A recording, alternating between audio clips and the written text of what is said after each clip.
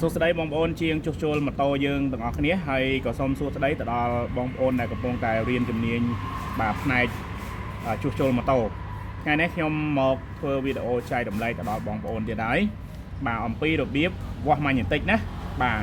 ម៉ាញេទិកវាមានប្រភេទខ្សែ1និងខ្សែ2តែរបៀបវាស់របស់វាគឺវាស់អត់ខុសគ្នាទេបាទហើយថ្ងៃនេះយើងវាស់ជាមួយនឹងប្រភេទម៉ាញេតូស៊ីភ្លើងឆៅឬក៏យើងនិយាយថាស៊ីភ្លើង AC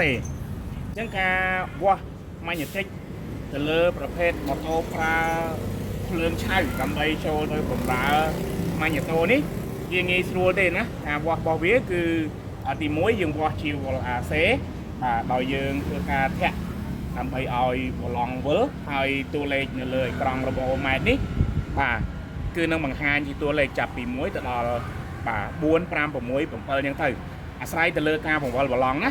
ព្រោះថានៅពេលដែលយើងបង្វិលប្រឡងបាទឬក៏យើងដេឬក៏យើងធាក់ហ្នឹងប្រឡងវិលខ្លាំងគឺតួលេខកន្លែងនេះឡើងបានខ្ពស់ប៉ុន្តែបើសិនជាយើងធាក់ហើយយើងដេហើយវាអត់វិលបញ្ជាក់ថាម៉ាញេទិកនេះមិនបានដំណើរការเนาะបាទនៅពេលដែលយើងវាស់បាទគឺយើងគិតជា volt AC យើងកាច់មកចំណុចនេះណានេះ200 volt AC អូខេឥឡូវយើងចូលទៅវាស់របៀបទី1ណាបាទចំណុច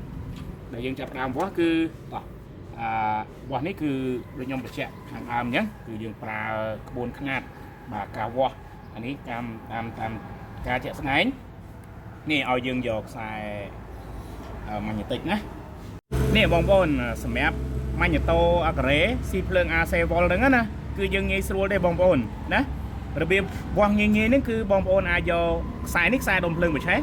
ខ្សែនេះជាខ្សែម៉ាញេទិកនៅពេលដែលបងប្អូនធ្វើការធាក់ឬបងប្អូនដេសូមឲ្យបងប្អូនយកមកគោះបាទគោះបែបនេះណាកាលណាបើគោះហើយពីហ្នឹងខ្សែហ្នឹងមានចាប់ផ្ដើមមានការបែកការភ្លើងយើងអាចបញ្ជាក់ថាដុំភ្លើងហើយនឹងម៉ាញេទិកនេះគឺនៅដំណើរការល្អឬក៏យើងនិយាយថាម៉ាញេទិកគឺនៅដំណើរការល្អតោះឥឡូវយើងចាប់ផ្ដើមណោះណាឃើញទេនេះបងប្អូនឃើញទេអូខេអញ្ចឹងរបៀបវាស់របស់វាគឺងាយស្រួលប៉ុន្តែប្រសិនបើប្រភេទសង់ទ្រីមគេប្រើជាមួយនឹង CDI DC ឬក៏យើងហៅថាស៊ីភ្លើងឆ្អិនស៊ីភ្លើងច្រោះចេញពីអាគុយយើងអាចវាស់បែបនឹងបានទេ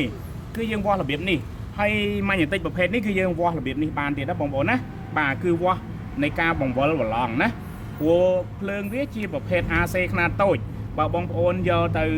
វាស់នឹងអំពូលគឺវាអត់ចេញតួលេខទេថ្ងៃនេះយើងប្រើជាមួយនឹងអូម៉ែតណាយើងកាច់មក200 volt AC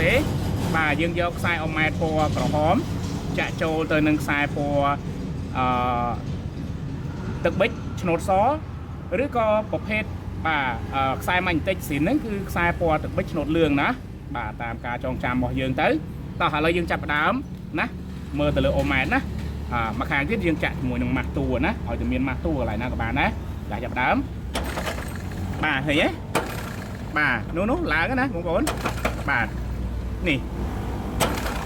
បាទនេះតួលេខដែលឡើងកន្លែងនេះគឺបានបញ្ជាក់ថាម៉ាញេទិកគឺនៅដំណើរការបានល្អ